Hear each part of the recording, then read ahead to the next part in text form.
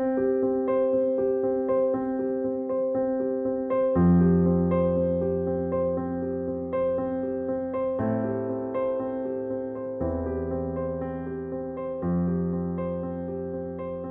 design is a set of principles that can be used to improve the human connection to nature in the buildings that we live and work in. The brief for the design of this room was really that the children experience a lot of stress when they're in the playground. There's nowhere for them to retreat to.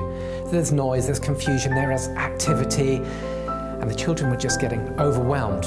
So we were asked to come into the garden school and to create a space that would be calming and restorative and help them to recuperate, to enjoy looking out onto the playground without feeling that they were going to be surrounded and overwhelmed by that noise and that activity. I've seen in my experience working with them that they love to go outside and they love to learn by exploring different materials, and so to see them come in here and identify on a sensory level with the different features that are in the space was really exciting, and it's evident their enjoyment interacting with the space and using the different features. Because we haven't got the opportunity to introduce real direct forms of nature into the space, the use of indirect elements of nature has been absolutely vital to create that natural feeling to the room. So we've used interfaces, carpet tiles across the floor, which introduce natural colours and textures, the greens, the different pile heights. Added to that, these cubicles uses interfaces net effect carpet tiles, and interestingly, the colour blue is long associated with the sense of calm and relaxation.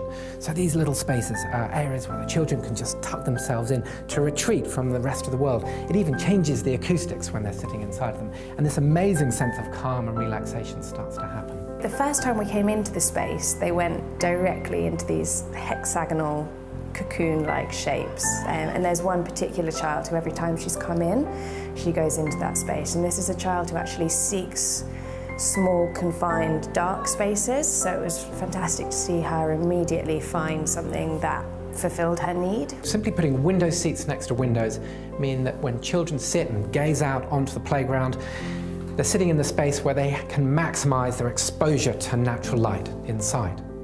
But when the lights go down outside, we've got artificial lights within the space. We've used dimmable LED lights so they can control the lighting levels, and in the interactive feature we've got different colour changing levels of light. So when they press an interactive feature, lights change and noises come out of the speakers and the amplifier. There's all sorts of ways that biophilic design can be introduced into education spaces. It's not about spending lots of money, it's simply understanding and recognising the opportunities that we have as designers to improve that connection to nature, be it a direct connection, be it indirect in the use of materials, but also understanding our human spatial needs of the spaces that we're living and working in.